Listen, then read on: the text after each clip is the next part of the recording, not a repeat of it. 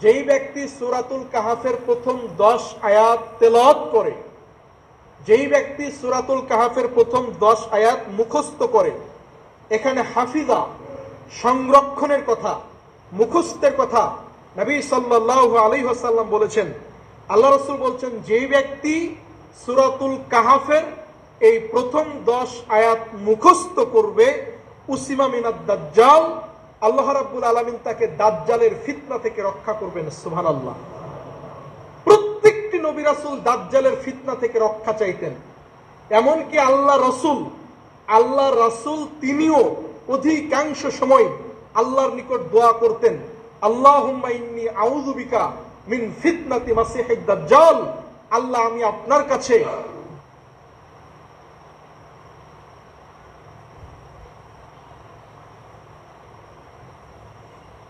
নবী রাসূল এই দাজ্জালের ফিতনা থেকে পরিত্রাণ চাইতেন এবং আল্লাহ রাসূল তার উম্মতদেরকে দাজ্জালের ফিতনা থেকে পরিত্রাণ চাওয়ার জন্য দোয়া শিখিয়েছেন।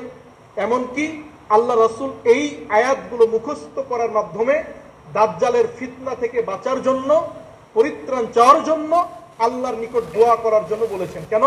দাজ্জাল অত্যন্ত ভয়ঙ্কর হবে, মানুষের ঈমান বিধ্বংস করে দিবে। অনেক ঈমানদার ব্যক্তি, পরহেজগার ব্যক্তি দাজ্জালের সামনে তাদের ঈমানকে বিলিয়ে দিবে। দাজ্জাল বলবে বৃষ্টি হতে বৃষ্টি হবে, দাজ্জাল গাভীর বাটে হাত দিয়ে বলবে দুধ, তখন বাটগুলো, উলানগুলো দুধে পরিপূর্ণ হয়ে যাবে। জমিনকে বলবে যে স্বর্ণের খনি, যাবতীয় খনিজ দ্রব্য যা আছে, কোথায় কি স্বর্ণ আছে সব বের করে দাও। জমিন দাজ্জালের কথা মতো এই স্বর্ণগুলো বের করে দিবে, সে নিজেকে আল্লাহ দাবি করবে, রব দাবি করবে।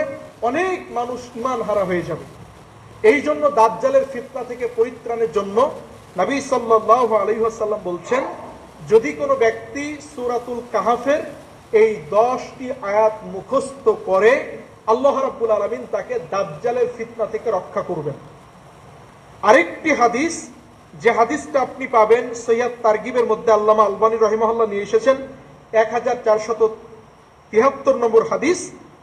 আবু সাঈদ খুদরি রাদিয়াল্লাহু তাআলা আনহু তিনি বলছেন, মান কারা সূরাতুল কাহফ কানাত লাহু নূরান ইয়াউমাল কিয়ামা, যেই ব্যক্তি সূরাতুল কাহফ তেলাওয়াত করবে, যে ব্যক্তি সূরাতুল কাহফ পড়বে, নবী সাল্লাল্লাহু আলাইহি ওয়াসাল্লাম বলছেন এই সূরাতুল কাহফ কিয়ামতের দিন তার জন্য আলো হবে, নূর হবে। সুবহানাল্লাহ।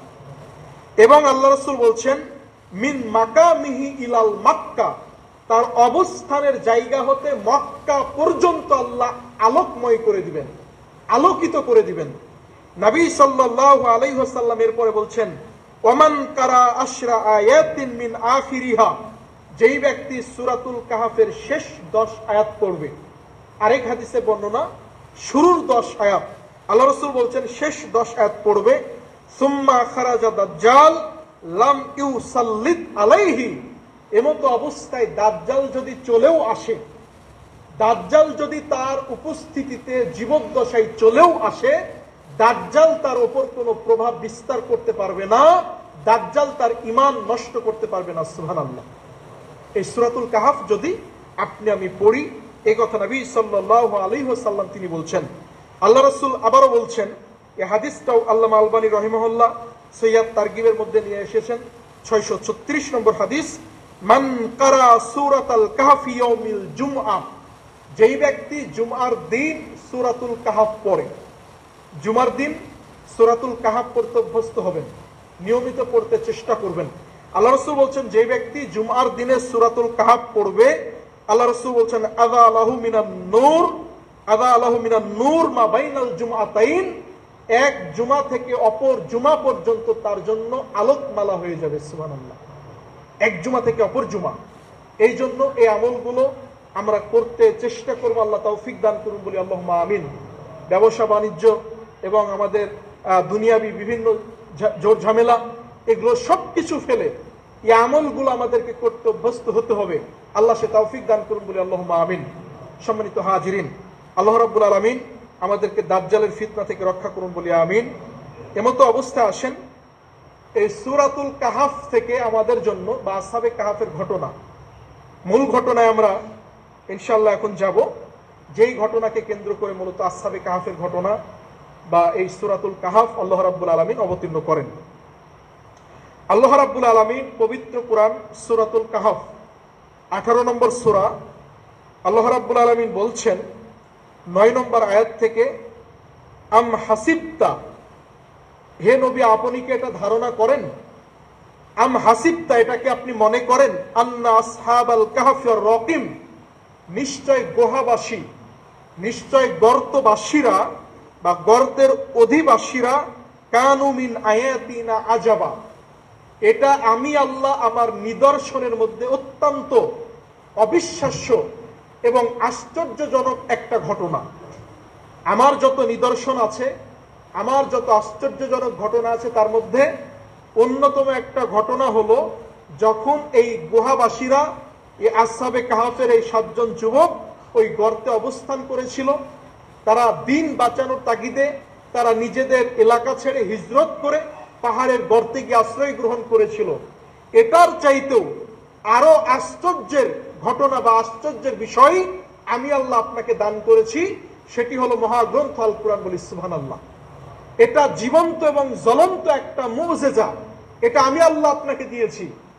সারা পৃথিবীর মধ্যে এটা মানব জাতির জন্য হেদায়েত। আল্লাহ রাব্বুল আলামিন বলছেন হুদাল্লিন নাস, এটা বিশ্ববাসীর জন্য হেদায়েত স্বরূপ। এই মহাগ্রন্থ আল কুরআন ওইটা হলো আসহাবে কাহাফের ওই ঘটনার চাইতে আরো আশ্চর্যজনক একটা গ্রন্থ, যেটা ডাইরেক্ট আমার মুজিজা আমি আল্লাহ আপনার উপর অবতীর্ণ করেছি। সুবহানাল্লাহ। সম্মানিত হাজিরিন, এই মহাগ্রন্থ যেটা আপনার মসজিদে আছে, আপনার বাড়িতে আছে, আপনার মাদ্রাসাতে আছে, এটা কিন্তু আল্লাহর কালাম। এটা আল্লাহ সৃষ্ট কোনো বস্তু নয়, এটা আল্লাহ রাব্বুল আলামিন নিজস্ব কালাম, নিজস্ব কথা। আর আল্লাহর প্রত্যেকটি মুজিজা পৃথিবী থেকে বিদায় নিয়েছে, কিন্তু একটি মাত্র মুজিজা কিয়ামত যাবত অক্ষত থাকবে, সেটা হলো মহাগ্রন্থ আল কুরআন। বলি সুবহানাল্লাহ। মূসা আলাইহিস সালামকে আল্লাহ মুজিজা দিয়েছিলেন, লাঠি সমুদ্রে ফেলে সমুদ্র পানি শুকিয়ে যেত, লাঠি ফেলে দিলে সাপ হয়ে যেত। ঈসা আলাইহিস সালামকে মুজিজা দিয়েছিলেন, অন্ধ ব্যক্তির চোখে হাত দিলে দৃষ্টিশক্তি ফিরে পেত, কুষ্ঠ রোগীর শরীরে হাত দিলে তার রোগ সেরে যেত, টাক মাথায় হাত দিলে তার মাথায় চুল গজিয়ে যেত, মৃত মানুষের শরীরে হাত দিলে সে জীবিত হয়ে দাঁড়িয়ে যেত। এই মুজিজা ঈসাকে দিয়েছিলেন, মুজিজা দিয়েছিলেন মুসাকে। মুসা চলে গেছে, তার মুজিজা চলে গেছে। ঈসা চলে গেছে, তার মুজিজা চলে গেছে। একমাত্র নবী মুহাম্মদ রাসূলুল্লাহ সাল্লাল্লাহু আলাইহি ওয়াসাল্লাম ডাইরেক্ট আল্লাহর কালাম, আল্লাহর নিজস্ব কথা, এটা মুজিজা স্বরূপ আল্লাহর নবীকে দিয়েছিলেন, যেটা আজকেও আপনার আমার মাঝে বিদ্যমান আছে। বলি সুবহানাল্লাহ।